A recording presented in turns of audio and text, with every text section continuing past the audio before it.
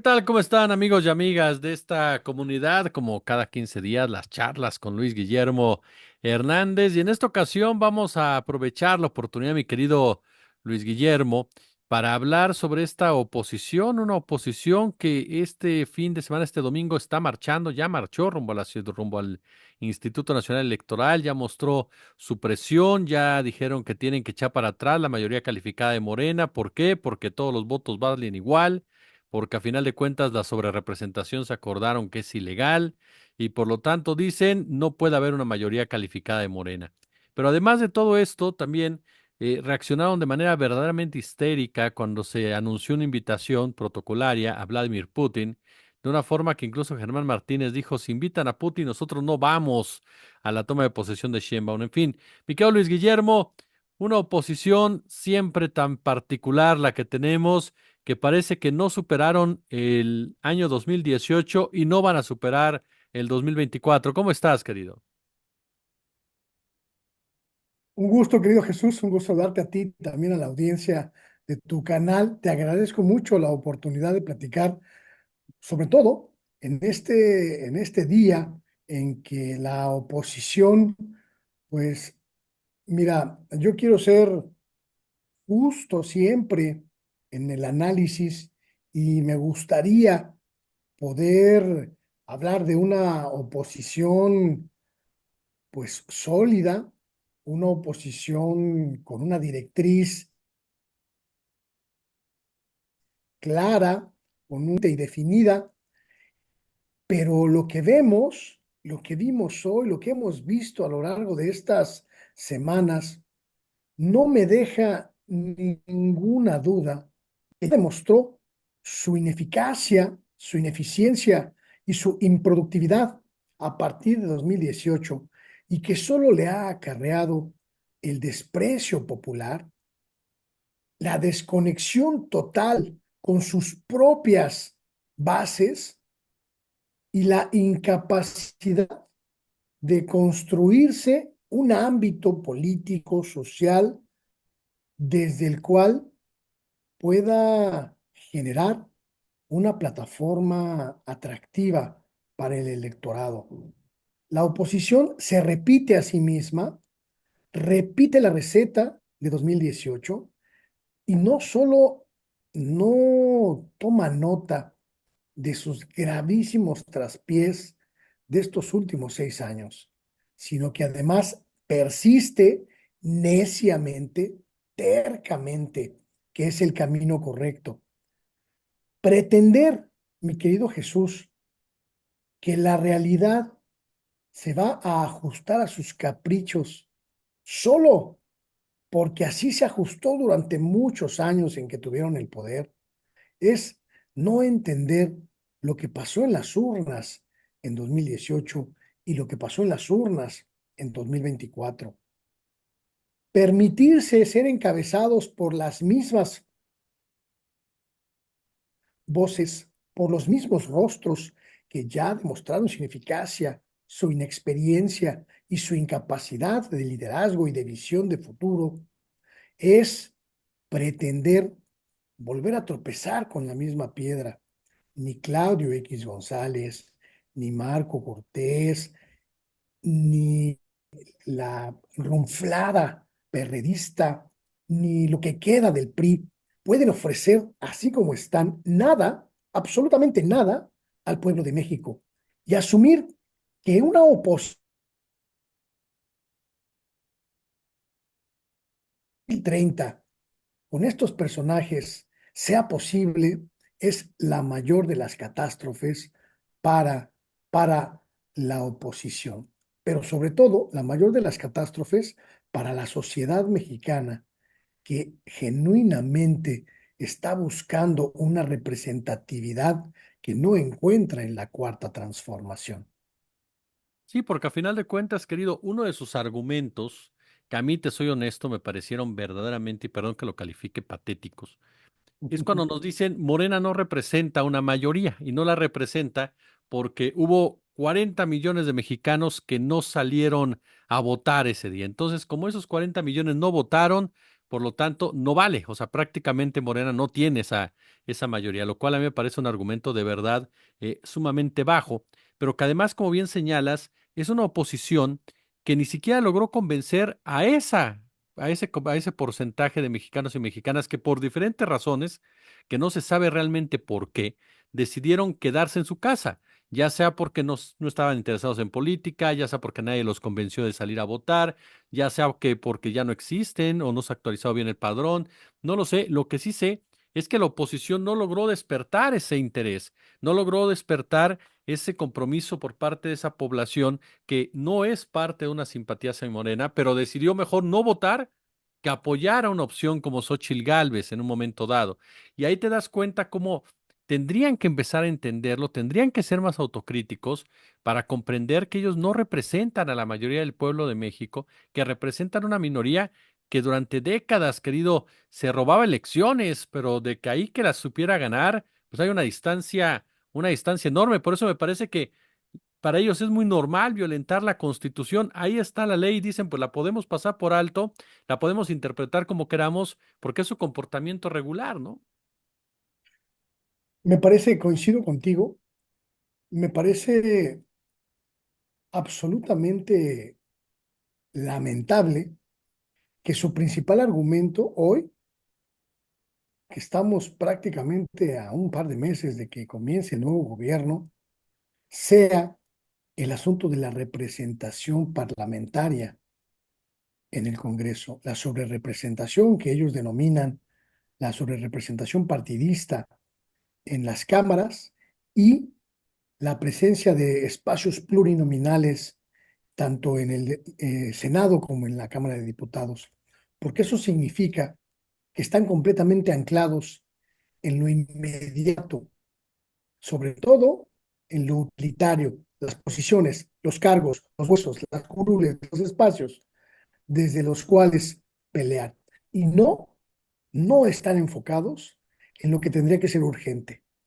El diálogo interno, la profundización de, el estudio de lo que pasó en 2024 en la elección presidencial, el estudio del fenómeno social que los arrasó y los borró por completo del mapa legislativo y el mapa político nacionales, y la reflexión profunda de su falta de liderazgos, de su carencia de cuadros y de su carencia de una propuesta programática medianamente atractiva para la sociedad mexicana. Situarse en el territorio de las posiciones políticas que se puedan rescatar de esa hecatombe política opositora es no entender en qué se equivocaron, pero sobre todo no querer resarcir esos errores con una reflexión crítica, profunda e intensiva. Y me parece también, insisto en el tema, que mantener a los mismos liderazgos que ya probaron su ineficacia y su fracaso total y absoluto es el signo más evidente de que no tienen nada para ofrecerle al pueblo de México. Si hubiera habido una discusión interna medianamente sensata, mi querido Jesús, ni Alejandro Moreno ni Marco Cortés seguirían al frente de sus respectivos partidos. Si hubiera habido una reflexión medianamente sensata, medianamente inteligente, Claudio X González no tendría absolutamente nada que hacer hoy en las calles. Se habría desconfigurado ese modelo de unión contra natura que los unió y los conjugó en la elección de 2024 y en las elecciones intermedias y en las elecciones estatales de los 3 años anteriores, para redefinir sus propias rutas en solitario, con nuevas ofertas, con nuevos proyectos y con nuevas figuras. Pero ni el PAN, ni el PRI, ni esa cosa que ya no tiene ni registro llamada PRD, han estado o han parecido dispuestas a discutirlo, a analizarlo. Y ese es su principal error y será su principal responsabilidad cuando esta marea social y económica, política, cultural, llamada Cuarta Transformación, sí.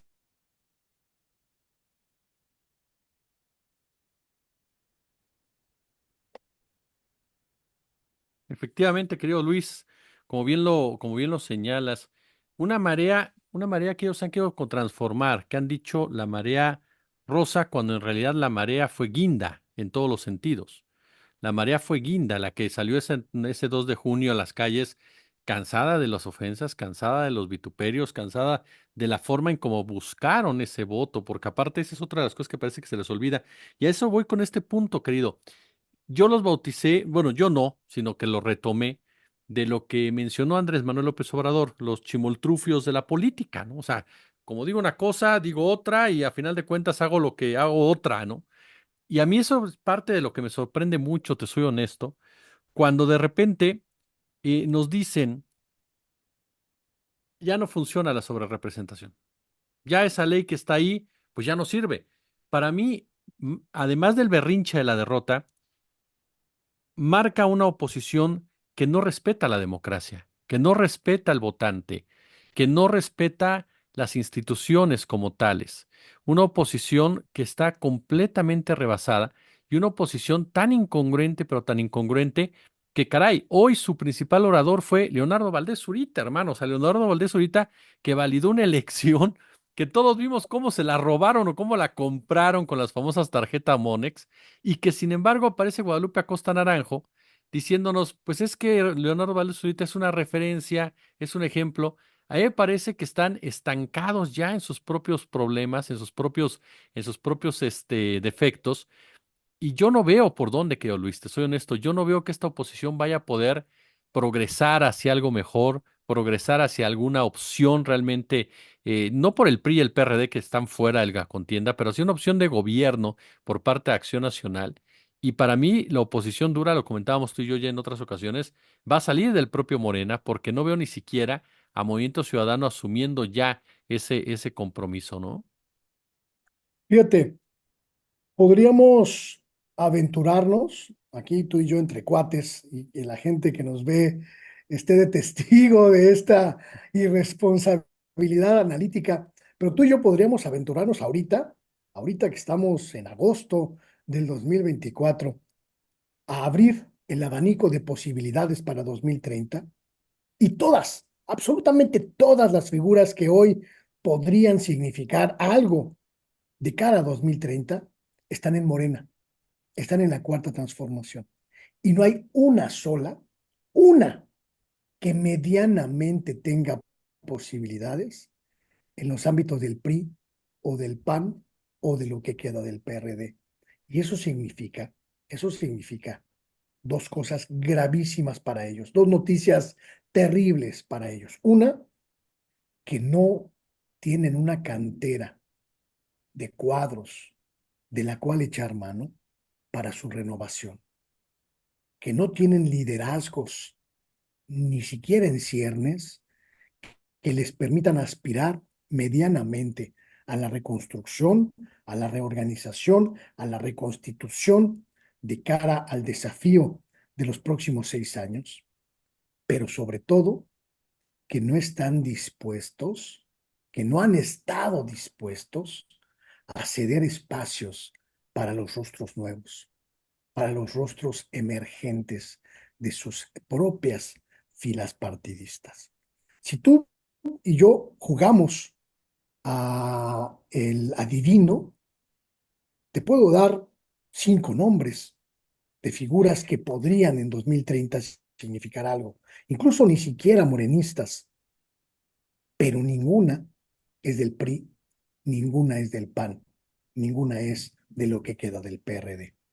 Pero además de que no tienen figuras, además de que no tienen una noción de quiénes podrían ser sus liderazgos para los próximos 6 años, no tienen una sola oferta hoy que les signifique adhesiones significativas en términos sociales. La gente común y corriente se va a pelear por la representación proporcional en las cámaras. Por supuesto que no. A la gente eso le vale un comino. La gente común y corriente se va a pelear por las presidencias de los partidos. Por supuesto que no. Esas cuestiones son de la élite. Y eso refleja cuán desconectados están de lo realmente importante, que son sus bases. Solo están peleando los espacios para sus cúpulas. Solo están peleando las cosas que le interesan a sus élites. Eso significa que no están pensando en en sus bases, en sus votantes comunes y corrientes, porque no los tienen. Y el hecho de no tenerlos, de ni siquiera plantearse una mínima opción para convocarlos, para concitarlos, para entregarles una bandera por la cual luchar, habla de su pobreza de miras, de su pobreza programática y de su absoluta mendicidad ideológica. Eso es lo que vimos hoy en el intento de volcar a las calles su propio descontento. Y creo que eso también es el principal signo de su estrepitoso fracaso. Sí, porque a final de cuentas, según ellos se separan de los partidos, ¿no? Del PAN, del PRI, del PRD, hablando ya de este grupo que intenta formar el Frente Cívico Nacional o la misma Marea Rosa y demás, porque consideran que los partidos no tienen ya esa credibilidad, pero en realidad, ¿qué credibilidad puede tener un Claudio X González? ¿Qué credibilidad puede tener un Guadalupe Acosta Naranjo? ¿Qué credibilidad puede tener un Lorenzo Córdoba? ¿Qué credibilidad puede tener un Valdés Zurita, un José Goldenberg? O sea, personajes que de una u otra manera, tú y yo lo sabemos bien, fungieron como legitimadores de un régimen neoliberal que llevó a cabo profundos despojos a nuestro país, a las comunidades originarias, empobreció a millones de personas. Y estos personajes lo que hicieron fue ayudar a crear una especie de república de la simulación, una república en donde sí había organismos autónomos y se hablaba mucho de la democracia y bla, bla, bla, pero en la práctica, por supuesto, seguía existiendo esa manera de operar durante la época presidencialista del PRI. Entonces, a mí me llama mucho la atención, por ejemplo, que ellos se comporten de esta manera de salir a las calles, de decir nuestro voto vale exactamente igual. Pues sí, vale igual, ese nadie está diciendo que no les valga, cada voto vale lo mismo. Aquí el punto no es cómo valgan los votos, aquí el punto es quién tiene más votos. Y en ese sentido, pues Morena es el que tiene más votos como tal. Y a final de cuentas me parece que la gran frustración que vemos ahí es esa, que saben muy bien que no les alcanza, por más que invirtieron millones y millones y millones y millones y lo siguen invirtiendo, no les alcanza en realidad para hacer una oposición medianamente competitiva. Y coincido contigo, querido amigo. Para mí, yo reviso la lista de la oposición pensando a 3 años, por ejemplo, que haya alguna figura importante y te topas con panistas del calibre de Jorge Romero, ¿no? Por ejemplo, o de esta Gómez del Campo, o O de que Kenia López Rabadán. Kenia López, ¿cómo se llama este otro que también es bastante cómico? Andrés Ataide, ¿no? En la Ciudad de México, ¿no? O sea, Santiago Taboada, que ya reapareció. ¿No ves en el Ricardo PAN? Anaya, no te olvides de Ricardo Ricardo, Anaya, que que será yo, que senador. yo te voy a decir una cosa, hermano, ¿eh? Aquí hemos tenido broncas de transmisión como lo está viendo la gente, pero yo no sé qué va a hacer Ricardo Anaya para legislar desde Zoom o cómo le va a hacer o cómo va a llegar, cómo va a tomar protesta, se va a esconder como se escondía de la pobreza, no sé qué va a hacer este señor Ricardo Anaya, porque me llama mucho la atención la forma, la manera en cómo lo ha involucrado Marco Cortés, pero Anaya aparece en recuadro de Zoom, eso sí, todo difuminado atrás para que no tengamos ni idea de dónde está escondido Anaya, ¿no? Y dices, Anaya es la representación perfecta de la corrupción panista, o sea, un compadre que está señalado de conflictos de interés, resulta que es senador y resulta que lo meten al grupo y lo toman en cuenta como si fueran a sus principales voces. Fíjate que ahora que haces esta pues lista de cuadros, al menos panistas, hay algo que es importante notar, muy importante notar, la absoluta ausencia de la juventud en estos partidos. En el PRI, la persona que pueda aspirar a un liderazgo más significativo debe andar rondando los 35 o 40 años. Pensemos, por ejemplo, en la alcaldesa de Cuauhtémoc, Alessandra Rojo de la Vega, que seguramente pues dará mucho de qué hablar porque será alguien mucho más joven que pueda significar algo para el PRI. Y en el PAN, pues andan igual. No habrá alguien mucho más joven que Mariana Gómez del Campo, pues que ya le pegó al cuarentón para, para significar algo en términos políticos, o como un Ricardo Anaya, que ve tú a saber qué va a pasar, si es que acaso puede llegar incluso a tomar posición. Eso significa que la oposición no tiene, no tiene cuadros jóvenes que le permitan mirar hacia una renovación. Lo que vimos en las manifestaciones públicas de esta semana y lo que hemos visto en las últimas, desde que terminó el proceso electoral, han sido muestras de cincuentones y sexagenas, a gente como Valdés Zurita, que debe andar rozando los 70, erigido en el líder o en el vocero de un movimiento en un país donde la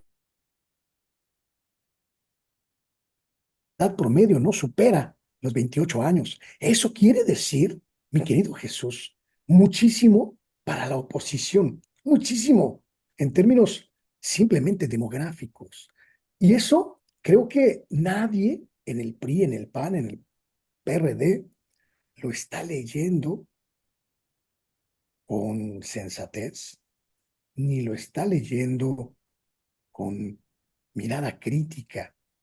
Insisto, estamos muy a tiempo para que la oposición se reconstituya, aprenda de sus errores y logre superar su debacle, su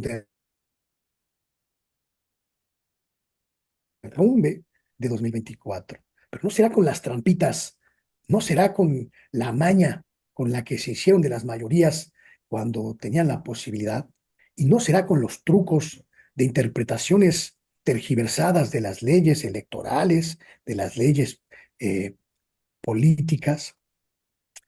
Como lo logren, será reconociendo que su oferta no es atractiva para la sociedad mexicana y que su papel como oposición ha sido absolutamente lamentable. No veo a nadie, prácticamente a nadie en el PAN, haciendo una reflexión crítica de sus fallidos intentos por dinamitar a la Cuarta Transformación.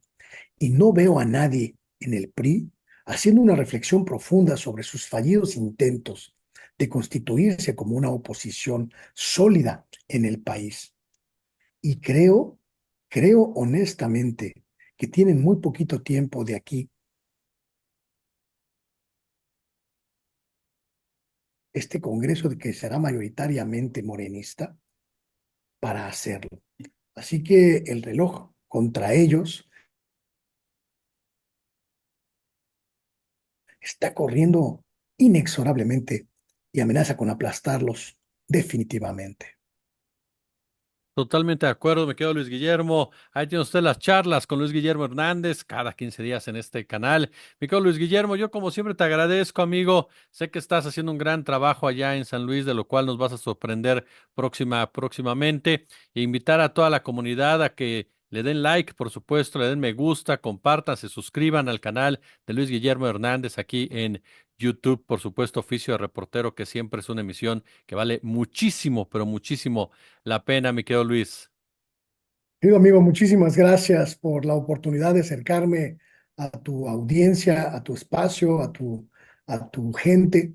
Gracias también por la posibilidad de charlar esta mente a caldito de pollo caliente, deliciosas, porque además me permiten intercambiar puntos de vista con un hombre al que respeto. Ando acá en la Sierra Gorda, en la zona de San Luis Potosí. Le ofrezco disculpa a la gente por las fallas técnicas que esto haya podido suponer. Pero ya les contaré lo que estoy haciendo acá, es interesantísimo.